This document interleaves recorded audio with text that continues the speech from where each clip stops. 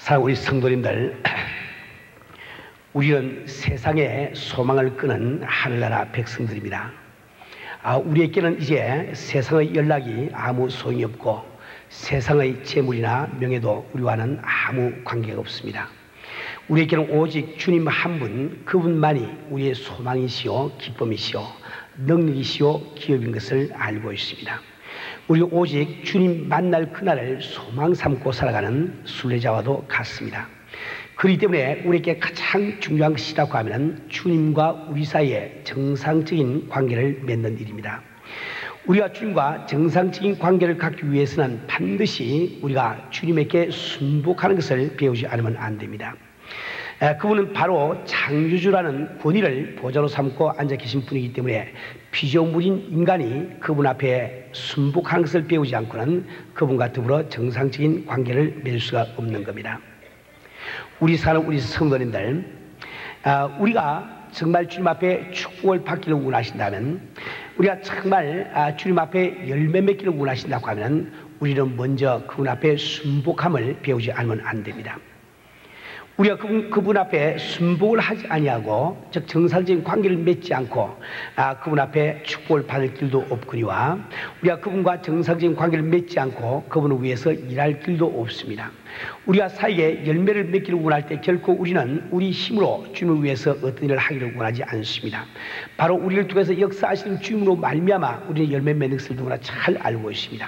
그렇기 때문에 우리가 순복하는 것을 배우지 아니하고 주님께서 나를 통하여 역사하지 못한 것도 잘 깨달으면 되겠습니다.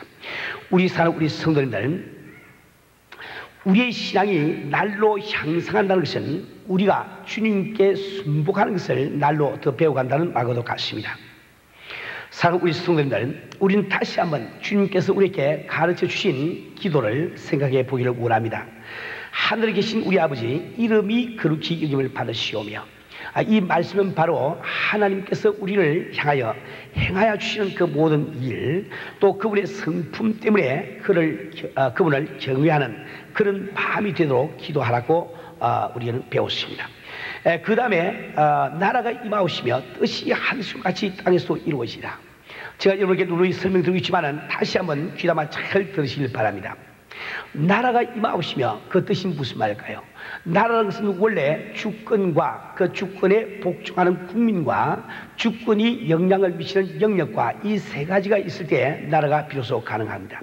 그렇기 때문에 나라가 임하옵시고 라고 기도한다는 이 말은 내가 주님의 뜻에 순복하는 삶이 되게 해주세요, 이렇게 기도하는 말과 똑같다 말입니다. 이어서 뜻이 하늘같이 땅에서도 이루어지다. 다시 말하면 하늘나라에서 그분의 뜻이 이루어지심 같이 내 심령 가운데서 그분의 뜻이 이루어지기를 기도하는 이런 뜻입니다. 내 육신 가운데 내 삶 속에 내 뜻이 아니라 주님의 뜻이 이루어지기를 기도하는 그 말과 똑같은 거예요. 우리의 가정 속에 참 우리 인간의 뜻이 아니라 주님의 뜻이 이루어지기를 바라는 그 기도를 하는 뜻입니다. 우리 교회 속에 우리의 뜻이 아니라 주님의 뜻이 이루어지는 그런 상태가 되기 위해서 기도하는 이 말과 똑같은 겁니다. 우리 사람 우리 순간 바로 그것이 우리 신앙생활의 결국이라는 것을 잘 알아야 됩니다. 오늘 우리는 우리의 신앙의 실상을 한번 다시 생각해 보기를 바랍니다. 우리는 은혜를 받았다고 기뻐하면서 성령을 받은 것을 기뻐하면서 또 한나라 백성이 된 것을 감사하면서 얼마나 주님의 뜻보다도 우리의 뜻이 이루어지기를 원하고 있습니까? 우리는 스스로 성도라고 자칭하면서도 가정에서 주님의 뜻보다는 우리의 뜻이 이루어지기를 원하기 때문에 우리 가정에서 다툼이 끊이지 아니할 때가 얼마나 많이 있습니까?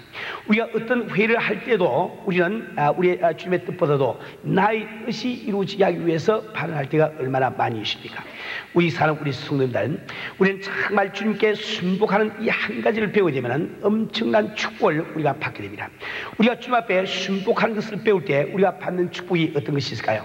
그 중에 몇 가지만 우리가 예를 들어서 설명한다 할지라도, 우리가 주님 앞에 순복하는 것을 배울 때 비로소 우리는 그분의 임재를 느낄 수가 있습니다. 우리 주님께서는 우리와 영원히 함께 하시고 약속을 하고 계시지만 그분께서는 어떤 형태로 우리와 영원히 함께 하십니까? 오직 성령으로 말미암아 우리에게 함께 하심을 우리는 잘 알고 있습니다.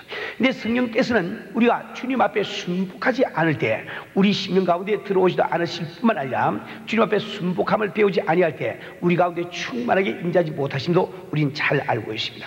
우리 주님께서 요한복음 14장 8절에서 말씀하시기를 내가 너희를 구하고 같이 버려두지 아니하고 너희에게로 오리라. 우리 주님이 살아계시는 동안에 십자가를 지기 전에 그 제자들에게 다시 돌아오리라고 약속하고 있습니다. 우리 주님께서는 아직도 재림을 안 하시는데 어떻게 그분은 제자에게 다시 돌아온다고 말씀하셨을까요? 그 해답이 요한복음 18장 16절에 나와 있습니다. 진실로 너희에게 이르노니 여기 내가 아버지께 구하겠으니 그가 또 다른 보혜사를 너희에게 주사 영원토록 너희와 함께 있게 하시리. 다시 말하면 성령을 통해서 우리 주님께서 우리 가운데 함께 계심을 말씀해 주고 있습니다. 그런데 이 성령 강림에 대해서 우리 주님이 말씀하실 때 진실로 너희에게 이르노니 여기 섰는 사람 중에 죽기 전에 인자가 그 왕권을 가지고 오는 것을 볼 자들도 있느냐. 이 성령께서 강림하신 그것을 설명하실 때 내가 인자가 왕권을 가지고 온다고 말씀을 하고 있습니다. 우리 주님께서 육신을 입으시고 이 땅에 오실 때는 그분께서는 우리를 위해서 십자가를 치는 종의 형상으로, 즉 종의 모습으로 이 세상에 오셨습니다. 그럼 우리 주님께서 일단 우리의 죄를 위해서 죽으시고 부활하시고 하늘에 오르셔서 영광을 받으신 다음에 성령으로 다시 우리에게 오실 때는 그분은 왕권을 가지고 오신다고 말씀하고 있습니다. 왕권을 가지고 오시다는 뜻은 뭘까요? 왕 앞에는 순종하지 않고는 정상적인 관계를 맺을 수가 없는 거예요. 다시 말하면 우리 사람들이 그분 앞에 온전히 순복하지 아니하고는 그분을 만날 수 없음을 이 성경은 말씀을 하고 있는 겁니다. 우리 성도님들, 우리가 주님 앞에 순복하지 아니하고는 주님의 임재를 느낄 수 없는 이유가 바로 거기 있습니다. 우리는 또한 주님 앞에 순복할 때만이 그분과 교통이 이루어짐을 잘 알아야 되겠어요. 우리가 그분과 함께 정상적인 관계를 맺지 아니하고, 즉 성령을 통하지 아니하고 우리는 그분과 교통할 수가 없습니다. 우리가 하나님과 교통하는 것, 우리 주님과 교통하는 것은 반드시 성령을 통해서만 교통할 것을 잘 알고 있어요. 그래서 우리가 참 그분 앞에 순복할 것을 배워서 성령께서 내 속에 충만하게 임재하실 때 그때 비로소 우리는 온전히 주님과 교통을 할 수가 있는 겁니다. 그분과 교통을 하기 때문에 우리의 모든 기도가 응답받는 이런 놀라운 역사가 일어나게 되는 거죠. 우리가 정말 주님 앞에 순복하는 것을 배울 때 우리가 주님의 심정을 깨달아가는 그런 놀라운 축복을 받습니다. 내가 주님 앞에 순복을 배울 때 성령께서 내 속에 충만하게 임재해서 내 심령 가운데 주님의 심정이 이루어지기 때문에 우리는 주님의 그 뜻을 깨달아 알 수 있는 축복을 받을 수가 있다는 말입니다. 우리 순간 우리가 정말 주님 앞에 순복함을 배울 때 우리는 마음속에 평강을 누리는 놀라운 축복을 받을 수가 있습니다. 우리는 성령을 통해서 하늘나라를 경험하고 또 그것을 통해서 우리 마음속에 하늘나라의 평강과 기쁨을 맛볼 수 있게 되는 거예요. 우리가 참 하나님 앞에 순복하는 것을 배울 때 성령께서 내 속에 충만하게 임재해서 내가 비록 육신을 가지고 땅을 살아가고 있지만 내 마음속에서는 하늘나라를 경험할 수 있는 놀라운 축복을 받을 수가 있는 겁니다. 우리가 정말 주님 앞에 순복함을 배울 때 우리는 땅에서 형통하는 이런 복을 받을 수 있음을 꼭 알아야 되겠습니다. 신명기 28장 1절부터 14절 사이에는 주님께서 우리가 땅을 살아가는 동안에 받을 수 있는 모든 축복을 말씀하고 있는데 그 말씀 가운데는 성읍에서 복을 받고 들에서 복을 받을 것이며 내 몸의 수성과 내 토지의 수성과 내 짐승의 새끼와 우양의 새끼가 복을 받을 것이며 내가 들어와도 복을 받고 나가도 복을 받을 것이라고 말씀을 하고 있습니다. 이것은 우리가 받을 수 있는 그 축복 가운데 불과 몇 가지를 예를 들어서 설명한 것입니다. 그런데 우리 주님은 이 말씀을 하시기 전에 신명기 28장 1절 서두에서 내가 내 하나님 여호와의 말씀을 삼가 듣고 내가 오늘날 내게 명하는 그 모든 명령을 지켜 행하면이라고 말씀을 하고 있습니다. 이 모든 축복을 받을 수 있는 조건이 바로 우리가 주님 앞에 순복하는 그이라는 것을 우리는 알아야 되겠어요. 우리가 정말 주 앞에 순복하는 이 한 가지를 배울 때 이 놀라운 땅의 축복을 다 내 것으로 삼을 수가 있는 겁니다. 우리 성도님들, 우리는 정말 이 세상에서 위험한 것을 피하려고 생각하지 마세요.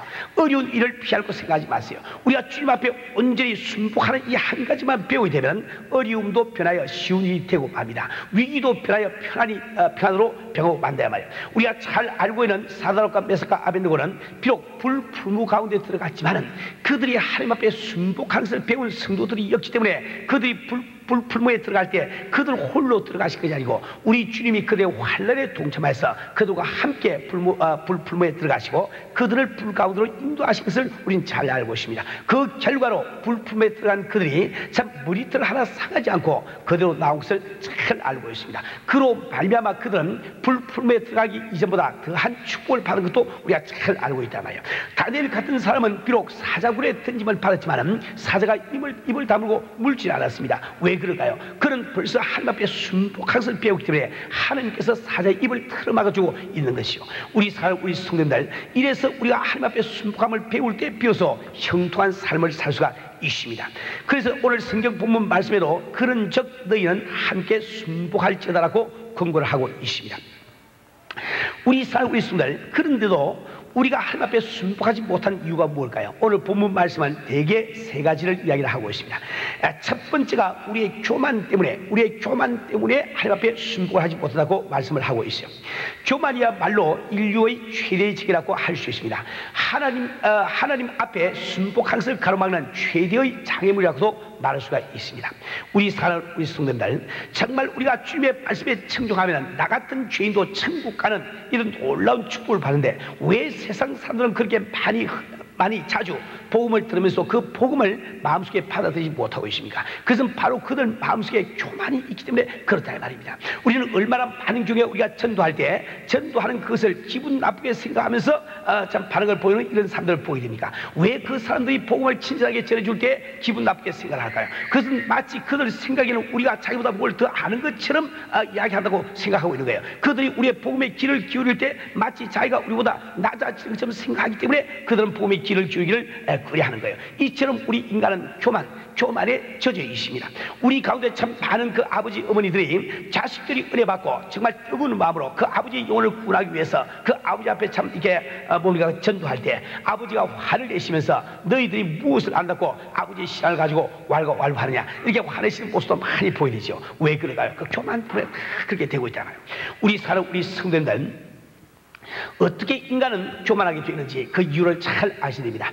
인류의 타락을 기록하고 있는 창세기 3장 4절 5절 말씀에는 다음과 같이 기록이 되어 있습니다.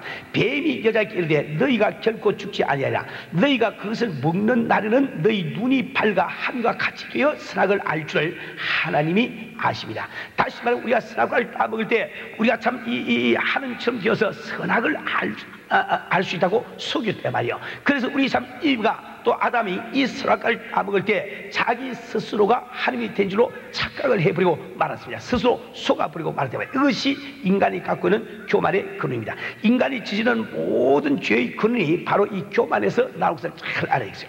이 교만을 한마디로 이야기해서 피조물된 인간이 하나님이 되어서 사는 것이라고 말씀을 드렸습니다. 우리가 아무리 참 인간이 자기 스스로를 하나님이 되었다고 생각한다 할지라도 실상은 하나님이 될 수가 없는 거죠. 그래서 이 교만은 스스로 속은 것이라고 말씀을 드렸습니다. 우리 사람은 우리가 정말 스스로 하나님이 되어서 살고 있는 것을 무엇을 보면 알 수가 있습니까?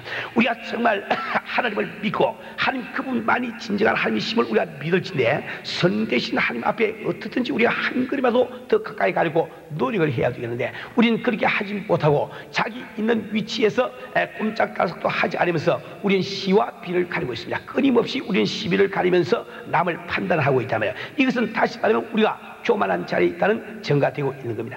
우리 성도는 하나님은 이 교만을 가장 싫어하십니다. 그래서 오늘 본문 말씀 야고보서 4장 6절 말씀에도 하나님이 교만한 자를 물리시고 겸손한 자에게 은혜 주신다 하였느니라 고 기록을 하고 있는 겁니다. 우리 성도들, 우리는 오늘 이 시간 우리의 마음속을 살펴보기를 원합니다. 바로 교만이 이렇게도 중요한 주님과 나 사이의 교통을 가로막고 있는 원인이 아닌지 생각을 해보기를 바랍니다. 우리의 소망이 주님밖에 없는데 스스로 쏟고 있는 교만으로 말미암아 주님과 교통이 되지 않는다면 우리가 얼마나 어리석은 자가 되겠습니까? 우리 성도들, 귀하신 주님과 교통하기 위해서라도 교만을 벌써 던지기를 주의 이름으로 축원합니다. 우리가 하나님 앞에서 순복하지 못하는 두 번째 이유를 바로 우리가 육체에 복종하기 때문이라고 오늘 본문은 말씀을 하고 있습니다. 같은 그리스도의 몸에 붙은 지체된 우리가 서로 다투는 것도 바로 지체 중에 싸우는 정욕으로 말미암았다고 말씀을 하고 있습니다. 우리가 기도를 하지만은 기도의 응답을 받지 못함도 이 정욕으로 잘못 구하고 있기 때문이라고 말씀을 하고 있습니다. 우리 사는 우리 순간 우리가 육체의 소리를 듣는다는 말이 무엇인지 그 뜻을 잘 아셔야 됩니다. 하나님께서 인간을 창조하실 때 세 가지 부분으로 창조하셨습니다. 바로 영과 혼과 육이죠. 그런데 우리가 흔히 나 자신 우리라고 이야기할 때는 나라고 이야기할 때는 바로 그 가운데서 혼을 바로 나 자신이라고 이야기를 하게 되는 거예요. 이 혼이라고 하는 것은 바로 혼이라는 그 영역 속에서 우리는 느끼고 생각하고 또 결단을 내리게 되어 있습니다. 그래서 이 혼이 가운데 있어가지고 이 혼은 끊임없이 영의 음성을 듣고 쫓아갈 것이냐 육의 음성을 듣고 쫓아갈 것이냐 결단을 내리면서 살아가고 있단 말이에요. 우리가 이 성령을 받기 전에는 우리 영이 죽은 상태가 되기 때문에 우리 혼은 전혀 영의 소리를 듣지 못합니다. 오직 들리는 것은 육의 소리밖에 없기 때문에 육체를 쫓아서 살게 된단 말이에요. 그런데 우리가 일단 성령을 받고 거듭나게 되면은 우리 영이 살아서 우리에게 음성을 들려주셔야 합니다. 그 영의 음성은 바로 주님의 음성이죠. 그래서 그때부터 우리 혼은 내가 영의 음성을 쫓아 살 것인지 육의 음성을 쫓아 살 것인지 우리가 방어를 하게 된단 말이에요. 그래서 우리가 영의 소리를 듣지 않고 육체의 소리를 들을 때, 즉 육체의 음성을 들을 때 그것이 바로 하나님 앞에 순복을 하지 못하는 이유임을 이 성경은 말씀을 하고 있습니다. 그런데 여기 한 가지 꼭 주의할 것이 있습니다. 이 성경 말씀이 우리 인간을 설명하실 때 이분법을 써가지고 속사람과 그 사람으로 나눠서 설명할 때가 있습니다. 그런데 이 인간을 속사람과 그 사람으로 나눌 때 이 성경 말씀은 우리의 거듭난 영만이 속사람이요 혼과 육체가 합쳐서 그것이 그 사람의 몸을 이야기하고 있습니다. 이것은 무엇을 뜻할까요? 우리 혼이 가지고 있는 자연스러운 사고방식, 우리의 이 논리, 이 모든 것들은 하나님과는 정반대가 됨을, 즉 육체에 속한 것임을 이야기를 하고 있습니다. 그렇기 때문에 여러분께서 순복하기를 원하신다고 하면, 주님 앞에 순복하기를 원하신다고 하면 내가 가시적인 육체로 지을 수 있는 죄를 물리칠 뿐만 아니라 내가 가지고 있는 세상 논리, 사고방식을 버리지 않고는 결코 우리가 주님 앞에 순복을 할 수가 없는 겁니다. 우리 사는 우리 순간 우리가 주님 앞에 순복하는 것을 가로막고 있는 세 번째 장애물은 바로 세상을 사랑하는 마음입니다. 오늘 본문 말씀은 가늠하는 여자들이여 세상과 붙된 것이 하나님의 원수임을 알지 못하느뇨 그런즉 누구든지 세상과 벗이 되고자 하는 자는 스스로 하나님과 원수되게 하는 것이라고 말씀을 하고 있습니다. 우리가 세상을 살아갈 때 하나님이 싫어하시는 이유를 잘 알아야 됩니다. 그 이유를 그 다음 5절 말씀에 다음과 같이 기록을 하고 있죠.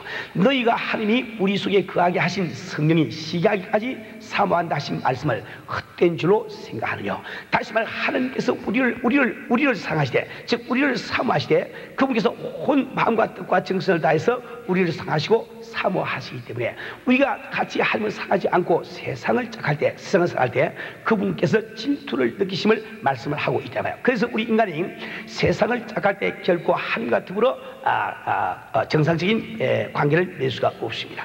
우리 사는 우리 성도님들, 우리는 정말 이 성은 어디까지나 마귀의 조직인 것을 분명히 깨달아 알아야 됩니다.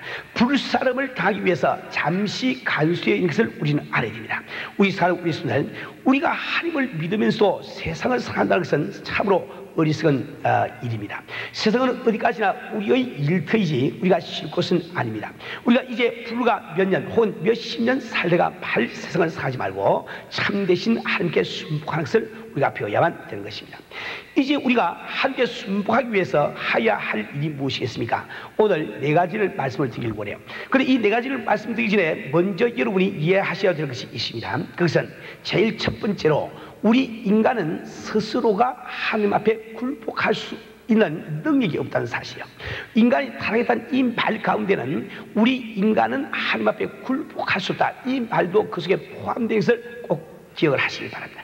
여러분들 정말 은혜를 받고 주님 앞에 순종하기를 바라고 주 앞에 순복하기를 결단내지만은 단 5분도 가지 않아서 자기가 다시 살아난 것을 누구나 다 경험을 했을 겁니다. 이처럼 우리 인간은 타락했기 때문에 우리 스스로는 자기를 하나님 앞에 굴복시킬 길이 없는 거예요.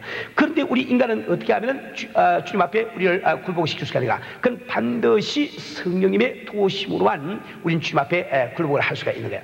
우리 성령께서 우리의 마음을 감동감화시켜 주실 때 우리는 그 성령의 임재를 통해서 주님의 임재를 알 수가 있습니다. 이 천지를 창조하신 하나님의 임재를 느낄 수가 있단 말이에요. 그 임재 앞에 내 자신이 나아갈 때 나도 알지 못한 가운데 부서지고 참 깨어지는 이런 역사가 일어나게 되는 거죠. 자, 그런데 누구를 우리 스님께서 도와주시냐? 그것은 바로 우리가 스스로 하나님 앞에 굴복할 수 없지만은 굴복하기로 작정하고 그것을 위해서 애쓰는 그 사람을 우리 스님이 도와주심을 분명히 알아야 되겠습니다. 우리가 이 주님 앞에 굴복하기 위해서, 즉 스님의 도움을 받으시기 위해서 우리가 해야 되는 첫 번째 일은 바로 기도입니다. 우리가 이 신앙생활을 하면서 여러분이 아무리 열심히 전도하시고 아무리 열심히 성경을 가르치시고 성경을 보시고 또 헌금을 많이 하시고 한다 할지라도 여러분이 기도를 하지 않는 성도라고 하면 여러분은 아직도 주님 앞에 굴복하는 것, 즉 그 앞에 순복하는 것을 배우지 못한 이런 성도입니다. 왜 그런가 하니까 기도라고 하는 것은 바로 하나님께 순복하기를 원하는 사람, 또 순복을 배운 사람의 자세이기 때문에 그렇습니다. 우리 성도들은 하나님의 도우심으로 살기 원하면서 또 그분의 은혜를 사모하는 삶이라고 스스로 생각하면서 우리가 기도를 하지 않는다고 하는 것은 대단히 어리석은 일입니다. 우리 성도님들, 우리는 주님 앞에 참 이게 순복하는 이런 생활을 하기 위해서 반드시 기도에 힘써야만 됩니다. 기도는 나 자신을, 즉 자아를 깨치는 가장 지름길임을 꼭 기억을 하세요. 자아를 깨치기 위해서는 반드시 울부짖고 기도하는 것을 배우지 않으면 안 됩니다. 기도의 궁극적인 목적이 바로 내 뜻대로 마시고 아버지 뜻대로 하시옵소서. 이것이 우리 기도의 궁극적인 목적이라고 말씀을 드렸어요. 우리 주님께서도 이 기도를 하실 때 돌을 던져서 닿을 만큼 되는 거리에 있던 제자들이 그 기도를 다 알아들을 수 있을 정도로 우리 주님께서 울부짖고 기도를 해야 됩니다. 소리를 높여 기도를 하시다 이 말이에요. 자아를 깨기 위해서는 반드시 통순으로 기도하는 이 기도가 반드시 필요합니다. 울부짖고 하는 기도가 필요하다 이 말이에요. 어떤 사람이 주님 앞에 자기를 깨칠 수가 있습니까? 그것은 자기 자신이 누구인지, 하나님이 누구인지 이것을 분명히 깨달은 그 사람이 주님 앞에 자기 마음을 깨칠 수가 있는 거예요.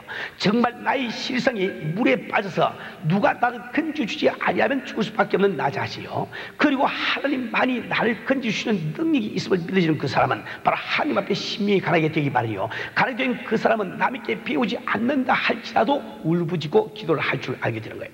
우리 성도들, 아직도 여러분이 교회를 나가면서도 남이 울부짖고 기도하는 소리가 역겹게 들립니까? 참 이렇게 기분이 좋지 않게 들으니까 납득이 가지 않습니까? 또 당신이 한번 참 소리를 내서 기도해보고 싶은데 그 소리가 이 목에서 나오지를 않습니까? 그러면 당신은 아직도 당신의 체면을 하나님보다 더 귀하게 생각하는 사람이에요. 그래서 여러분은 통솔 기도를 못한다 말입니다. 그래서 우리 주님이 당신에게 은혜를 주지 못하면 꼭 우리는 기억을 하셔야 되겠어요. 저도 처음에 참 주님을 마음속에 영접하기 원할 때 정말 하나님이 살아계실지도 모르겠다는 그 한 가지 생각만으로도 나는 누구도 내게 가르쳐준 적이 없고 누구도 나에게 시키지 않았지만은 저는 참 주 앞에 무릎을 꿇고 한없이 눈물을 흘리면서 있는 힘을 다해서 하나님 나를 만나주세요. 저는 참 주 앞에 기도했습니다. 정말 하나님 앞에 겸손한 마음이 되니까 시키지 않더라도 소리를 내고 기도하지 않을 수가 없더라 말입니다. 우리는 반드시 주 앞에 순복하는 이런 생활을 하기 위해서 이 울부짖고 기도하는 이 기도를 배우지 않으면 안 됩니다. 그런데 이 울부짖고 기도하는 그 기도만 가지고 주 앞에 순복하는 상태로 들어가지 않습니다. 이게 꼭 주의할 것이 있습니다. 우리 은혜교회들 꼭 주의할 것이 있어요. 우리가 열심히 주 앞에 참 통수로 울부짖고 우리 기도하면서 내 마음이 주님 앞에 깨어지고 그분 앞에 순복하는 기미가 보일 때, 그건 내가 알지요. 그걸 보일 때는 반드시 여러분들이 어느 정도의 시간을 묵상으로 보낼 줄 알아야 됩니다. 묵상으로 주님을 기억하면서 주님의 보좌를 바라보면서 그분 앞에 엎드려 경배하면서 참 조용히 기도할 수 있는 이런 그 시간을 반드시 가져야 됩니다. 또 우리가 똑같이 방언으로 기도할지라도 우리 조용한 마음을 가지고 조용한 음성으로 참 방언 기도하면서 그 앞에 영광 돌리는 이 기도를 우리가 배우지 않으면 안 되는 거예요. 우리가 정말 주 앞에 순복한다는 이 말은 우리의 마음 자세를 이야기합니다. 우리의 그 마음의 상태를 이야기합니다. 그래서 우리는 정말 그 영광의 보좌에 앉으신 주님을 바라보면서 어찌할 수 없이 내가 그분 앞에 엎드려 참 묵상하는 이런 그것을 경험하지 않고는 우리가 온전히 순복의 자리에 나간다고 이야기할 수가 없는 거예요. 우리 순간 우리가 주 앞에 순복하기 위해서 해야 되는 두 번째 일은 바로 하나님의 말씀을 읽고 우리 배우는 일입니다. 우리가 하나님께 순복한다는 이 말은 언제나 그분의 뜻에 순복한다는 뜻이죠. 그러니까 그분의 뜻을 알지 않고는 그분 앞에 순복할 길이 없는 거예요. 우리가 정말 하나님 앞에 예배를 드린다고 하면서 그분 앞에 순복한다고 하면서 그분의 뜻에 관심이 없는 사람은 얼마나 어리석은 사람인지 알지 못합니다. 우리 사람, 우리 순간 우리는 정말 이 성경 말씀이 나를 향하신 하나님의 편지임을 알고 우리는 그 하나님의 말씀을 사모하면서 그리워하면서 열심을 품고 이 성경을 읽을 줄 알아야 됩니다. 여러분, 이 성경을 읽을 때 주의할 것이 몇 가지가 있어요. 결코 이 성경 읽기를 자기 수양 삼아 하지 마세요. 이 성경책은 우리에게 수양하라고 주신 책이 아닙니다. 이 성경 속에는 우리를 향하신 그분의 정말 참 간절한 그 소원, 그분의 그 심정이 담겨 있기 때문에 절대로 성경 읽을 때 수양 삼아 읽으시면 안 됩니다. 그래서 끝나버리면 안 된다 말이에요. 또 우리가 성경 읽을 때 마치 신자의 의무인 것처럼 생각하고 성경 읽지 말기를 바랍니다. 그렇게 해서는 주님의 뜻이 전혀 깨달아지지 않습니다. 또 그 다음에 성경 읽을 때 마치 이 성경을 매일매일 읽는 것이 나의 경건 생활을 증명하는 것처럼 생각하고 성경 읽지 마세요. 그렇게 해가지고는 전혀 주님 앞에 순복을 배울 수가 없습니다. 그렇게 하면 할수록 여러분 자신이 자아가 더욱더 살아나서 주님 앞에 순복하지 못하게 되는 것을 발견하게 되는 거예요. 우리 성도님들, 우리는 정말 이 성경 말씀은 나를 사랑하되 목숨을 주기까지 사랑하신 우리 주님의 뜻이 담긴 그 책임을 아시고 우리는 그분의 뜻을 알기 위해서 우리는 이 성경을 읽어야 되는 겁니다. 그렇기 때문에 이 성경을 내가 몇 독하였다고 자랑하는 사람처럼 어리석은 사람이 없습니다. 내가 성경을 100번을 읽었다 할지라도 그 100번을 읽고 난 다음에 주님의 뜻을 알지 못하면 그 사람은 한 번도 안 읽은 사람과 똑같은 거예요. 내가 비록 성경을 한 번밖에 읽지 못했다 할지라도 그 한 번 읽은 성경을 통해서 주님의 뜻을 깨달은 그 사람은 100번 읽은 그 사람보다 나은 것이요. 우리 성도님들, 우리는 정말 보다 더 뜨거운 마음을 가지고 열정을 가지고 우리 성경을 읽으면서 성경 공부에 참여를 해야 되겠습니다. 저희들이 지금 2부 예배를 보고 있는 동안에 지금 저쪽에서는 하는 여러 가지 지금 성경 공부가 지금 행해지고 있습니다. 여러분들도 정말 이게 다음 주부터 이 성경 말씀에 더욱더 관심을 가지고 1부 예배 일찍 오셔서 예배 보시고 2부 예배 때 성경 공부에 참여해서 이 성경 말씀을 알므로 말미암아 주 앞에 참 순복할 수 있는 축복된 이런 수고가 되기를 주님으로 부탁을 드립니다. 세 번째로 우리가 주 앞에 순복하기 위해서는 참된 예배를 드릴 줄 알아야 돼요. 우리 성도들, 우리는 주일날 교회에 나와서 예배 시간에 의자에 앉아 있다고 해서 그것이 예배가 되는 것을 아님을 우리가 잘 알고 있어야 되겠어요. 이 참된 예배가 되기 위해서는 예배 드리는 당신의 마음의 자세가 예배자의 참된 자세로 변하지 않고는 결코 성공적인 예배를 드릴 수가 없습니다. 우리는 예배라는 이 말을 히라보 성경에서는 프로스쿠리오라고 주로 나타나는 것을 배웠습니다. 이 프로스쿠리오라고 하는 이 단어는 세 가지의 의원적인 뜻이 있어요. 첫 번째는 입 맞추다, 인사다 이런 것 뜻이 있어요. 근데 입 맞춘다는 것은 어떻게 입을 맞추는 것이고 그것은 신하가 땅바닥에 배를 바짝 깔고 참 이렇게 그 다음에 참 왕의 발등에 입을 맞추는 그 입맞춤을 프로스쿠리아라고 부르는 거예요. 이 프로스쿠리아로 가는 의원적인 두 번째 뜻은 절하다 혹은 만나다 이런 뜻이 있다 말이에요. 또 이 프로스쿠리아로 가는 이 낱말의 의원적인 세 번째 뜻은 배를 땅에다 탁 붙이고 바짝 이렇게 엎드린다, 이게 몸을 갖다 엎드린다 이런 것 뜻이 있는 거예요. 그러니까 이 프로스쿠리아로는 이 단어 자체는 회화적으로 우리가 어떤 마음 자세를 가지고 주 앞에 예배를 드리는지 잘 설명해 주고 있습니다. 우리는 정말 하나님 앞에 와서 예배 드릴 때 우리의 뜻이 다 땅으로 낮아지고 우리의 모든 참 이 교만이 다 낮아지고 오직 겸손한 마음으로 그분 앞에 나올 때만 이 예배 승화할 수는 꼭 기억을 하길 바랍니다. 우리 성도들, 우리는 정말 이 예배야말로 믿는 자의 제일 의무이요 특권임을 기억하고 예배에 신실한 이런 성도가 되어야 되겠습니다. 신령과 진정으로 예배 드리시는 이런 성도가 되어야 되겠어요. 아직도 우리 성도들 가운데 예배 시간에 늦게 오신 분들이 들어 계신데 이것은 대단히 우리가 삼가해야 될 일입니다. 여러분 가운데 부득이한 일로 늦게 오시는 분이야 늦게 안 오시는 분보다 늦게라도 오신 것이 주님이 기뻐하시겠죠. 그러나 여러분들이 이 예배만은 신실하게 생각하시고 정말 이 예배야말로 우리 믿는 자의 제일 의무요 우리의 특권임을 알아가지고 예배만은 신실하게 드리세요. 여러분이 예배를 위해서 사는 사람처럼 그 예배를 드리세요. 그래서 그 예배 시간이 되면 미리 준비해서 적어도 예배 시작하기 전에 5분 10분 전까지 이곳에 오셔서 기도로서 준비하시고 예배를 드려야 됩니다. 그렇게 할 때 너희 속에 함께 있으라고 약속하신 우리 주님을 만나는 놀라운 역사가 일어나는 거예요. 우리 이 예배로서 주님을 만남으로 말미암아 우리가 변화받고 참 능력을 받고 우리 문제가 해결되고 기쁨도 맛볼 수가 있는 거예요. 우리가 매일같이 이렇게 예배를 드리러 오면서 주님을 만나지 못하고 우리가 예배 드리고 돌아간다 하면 우리처럼 어리석은 사람이 없겠죠. 우리 사람, 우리 성도들, 우리가 조금만 부진하게 정성을 들여서 미리 준비하면 주님을 만날 수 있는 귀한 축복을 받을 수 있는데 왜 10분, 20분 때문에 우리가 참 주님을 만나지 못하고 헛된 예배를 드리고 돌아가는 그런 성도가 되겠습니까? 그렇게 하시고 또 여러분들께서 가급적으로 여러분 지금 이제 무슨 사정이 있어가지고 2층에 앉아 계신 분도 계시고 뒤에 앉은 분도 계시지만은 여러분들은 반드시 예배를 들어올 때 정말 갈급한 심령을 가지고 앞자리에 앉도록 애를 쓰세요. 여러분이 한번 앞자리에 앉아서 예배를 드려 보면은 이 앞자리에 앉아서 설교를 듣고 예배 드리는 것과 저 뒷자리에 앉아가지고 설교 듣듯이 얼마나 다른지 압니다. 여러분 이 참 예배를 통해서 우리가 받을 수 있는 은혜가 있다고 하면은 앞자리에 와서 받을 수 있는 은혜를 여러분 저 뒷자리에서 예배를 보시면 10%를 받기 힘든 거예요. 우리 사람, 우리 성도들, 여러분들은 정말 주님 앞에 이 예배를 신실하게 생각을 하시고 예배를 위해서 사는 이런 성도가 되시길 주님으로 부탁드립니다.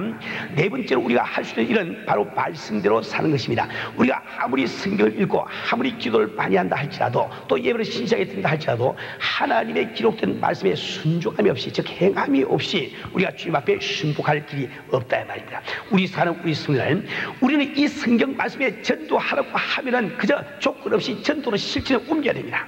이 성경 말씀에 성을 내지 말라고 그러면은 성을 내지 말아야 된다고요. 조건이 없다 말입니다. 이 성경 말씀에 남의 말 하지 말라고 그러면 그 남의 말 하고 입 딱 다물어 버려야 돼. 그것이 바로 주 앞에 순종하는 길이다 말입니다. 우리는 반드시 주님 앞에 참 이 말씀에 순종함으로 말미암아 그분 앞에 순복하는 것을 우리가 배워야 되겠습니다. 우리 사람, 우리 성도님들, 우리가 말씀대로 살고 말씀대로 행하려고 할 때 몇 가지 주의할 것이 있습니다. 첫 번째로 내가 좋아하는 몇 가지 구절을 행동에 옮긴다고 해서 내가 하나님의 말씀에 순복하고 산다고 착각을 하면 안 됩니다. 이 성경에 순복하고 산다는 말은 즉 하나님의 말씀에 복종해서 산다는 이 말은 바로 이 성경에 기록되는 모든 말씀에 내가 좋아하든 좋아하지 않든 무조건 하고 순종하는 그것을 말씀에 순종한다고 이야기를 하는 거예요. 우리는 흔히 내가 11조를 낸다든지 혹은 새벽기도를 한다든지 성경을 매일 읽는다든지 이런 몇 가지 일로 말미암아 나는 주님의 말씀을 그대로 순종하고 있는 사람이다. 이렇게 우리가 자기 자신을 오해하고 더 경건의 연습을 못할 때가 많이 있습니다. 여러분은 꼭 하나님의 말씀은 모든 것을 다 행하는 것이 하나님의 말씀의 수요식을 꼭 깨달으시고 모든 말씀에 순종할 수 있도록 노력을 하시길 바랍니다. 둘째로 여러분들은 하나님의 말씀이 내게 손해가 되게 느껴져도 그대로 행하시길 바랍니다.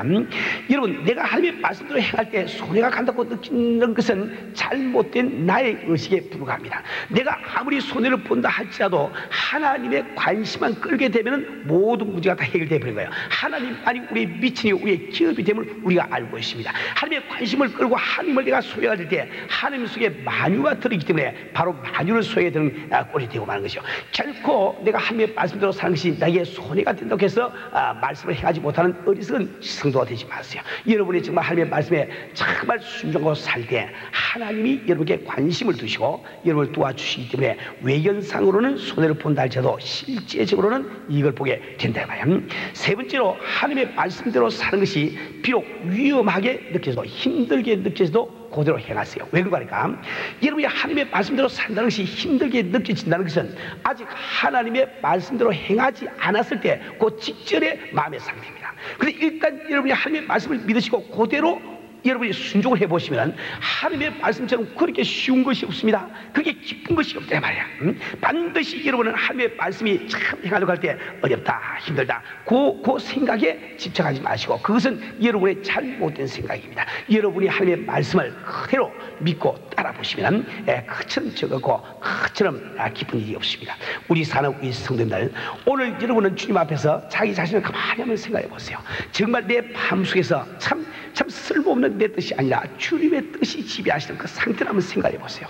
내 생애 가운데 어줍지 않은 나의 주장이 나를 지배하는 것이 아니고 주님의 뜻이 지배해서 그 뜻이 이루어지는 그 놀라운 상태를 한번 생각해 보세요. 우리 가정 속에 참 남편 확정된 나의 뜻이 아내된 나의 뜻이 주관하는 것이 아니고 우리 주님의 뜻이 온전히 지배하는 이런 그 상태를 한번 생각 한번 해보세요. 우리 교회 가운데 목사님이나 어느 장로님이나 어느 집사님의 뜻이 지배하는 것이 아니고 오직 주님의 뜻만이 지배하는 그런 교회의 상태를 한번 생각해 보세요. 그것이 바로 천국이요. 그것이 바로 낙원이 아니겠습니까? 그때야말로 우리 주께서 원하시는 그 놀라운 참 이렇게 사역의 열매를 우리가 맺을 수가 있고 또 약속하신 모든 축복이 우리 것이 될 수가 있는 겁니다. 우리 사랑 우리 성도들 우리는 정말 주 앞에 순복하는 것이 무엇인지 우리가 꼭 깨달으시고 정말 순복하기 위해서 열심히 기도하시고 또 성경 보시고 그리고 예배를 신실되게 드리시고 그리고 말씀에 순종하는 여러분 되시를 주님으로 축원합니다.